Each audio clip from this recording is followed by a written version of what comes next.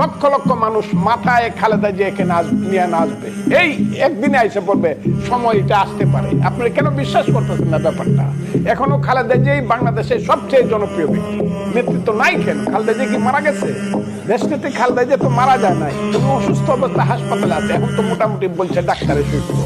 যেদিন শুনবে যে ফ্যাসিস্টের পতন হয়েছে আর ওনাকে যেদিন জেলখানতে বাইরে আইসে, উনি তো আসমানের উপর দিয়ে আইসা এখানে নয়া পল্টনে দাঁড়াবে, 50 লক্ষ লোক হইব, আর বাংলাদেশের কোটি কোটি মানুষ আনন্দ করবে। কি বলেন আপনি? নেতৃত্ব না? নেতৃত্ব তো আছে। আর যদি মনে করেন না খালেদা জিয়াও নেতৃত্ব না, তাহলে 3বারের প্রধানমন্ত্রী সেই ইলেকশন হয়েছে তো আর জোর করে হয়েছে না, 3বারই 5টা করে সিটে জিতছে খালেদা জিয়া। এটা বুঝতে হবে, কিন্তু কাজে এটা জোর করে নেতৃত্ব নেয় নাই। হ্যাঁ, হইতে পারে আগে তিনি পলিটিক্স করেন নাই, উনি ঘরের বউ ছিলেন, কিন্তু যখন প্রয়োজন হয়েছে জাতির প্রয়োজনে কিন্তু উনি সবকিছু বিসর্জন দেয়া রাজপথে নামছেন এবং মানুষ তাকে গ্রহণ করছে।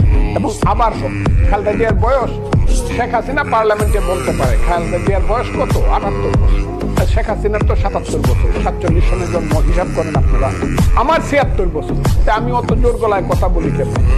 82 বছর বয়সে যদি বাইডেন নেতৃত্ব করতে পারে সারা বিশ্বের আমেরিকা, খালেদা জিয়ার তো আরো অনেক সময় আছে, নেতৃত্ব করতে পারবে না কেন?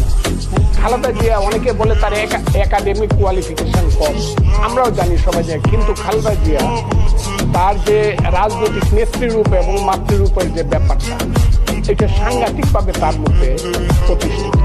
অনেকেরই আমার জানা মতো তিনি কোনোদিন কোনো মানুষকে আহত করে অপমান করে কোনোদিন করতেন।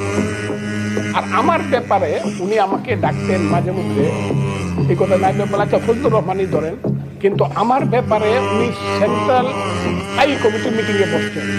আমি কিশোরগঞ্জের সভাপতি বিএনপি, আমি শিমুল বিশ্বাস সাহেবরে গিয়া বলছি আমি ম্যাডামের সাথে একটু কথা বলে কিশোরগঞ্জ চলে যাব। উনি এত বেশি আমার প্রতি স্নেহশীল ছিলেন যে স্থায়ী কমিটির মিটিং বসায় আর 15 মিনিট আমার সাথে কথা বলতে, কেন ডাকি তাড়াতাড়ি এত। আমি সবচেয়ে বড় কথাটা বলে দেন, উনি যেদিন জেলে যাবেন সেটা ছিল 8ই ফেব্রুয়ারি 2018। উনি 3রা ফেব্রুয়ারি 2018 সন লা মেরিডিয়ানে একটা সভা ডাকছিলেন সারা বাংলাদেশে, কারণ উনি জানতেন যে উনি জেলখানায় চলে যান। সেই দিন জেলার নেতাদের কিছু কথা শোনার পরে উনি বললেন, আমি কেন্দ্রীয় নেতাদের কারো কোনো কথা শুনতে চাই না, স্থায়ী কমিটি সহ শুধু একজন মানুষের বক্তৃতা আমি শুনতে চাই। এই ফখরুল, তুমি ফজলুর রহমান সাহেবের নামটা। এবং সেই দিন আমি 34 মিনিট এক নিঃশ্বাসে বক্তৃতা করে বলেছিলাম, নেত্রী, তৃতীয় বিশ্বের রাজনীতি বড় কঠিন, নির্মম এবং নিষ্ঠুর। তৃতীয় বিশ্বের রাজনীতি করতে জেলখানাকে যে ভয় পায় তার রাজনীতি করা উচিত। জেলের শিখ দেখলে যার চোখের পানি আসে, পুলিশ দেখলে যার বুক কাঁপে, তাদের তৃতীয় বিশ্বের রাজনীতি করা উচিত না। আমি বলেছিলাম সব জয় জয় না নেত্রী, মির্জাফরের জয় জয় না, ইয়াজিদের জয় জয় না, সব পরাজয় গ্লানি না, সিরাজের পরাজয় গ্লানি না, গৌরবের। এইসব কথাগুলো বলবো। ওই কথাগুলো আমার মনে পড়ে যে আমার মতো একজন সাধারণ কর্মীকে উনি এতটুকু গুরুত্ব দিয়ে, উনি যখন চলে যান আমাকে বলেছিলেন, আমি যখন ওনার সঙ্গে বক্তৃতা করেন আমি এবং চলে আসি, বলেছিলেন আপনার বক্তৃতার কারণে আমি 15 বছর জেল খাটতে পারি।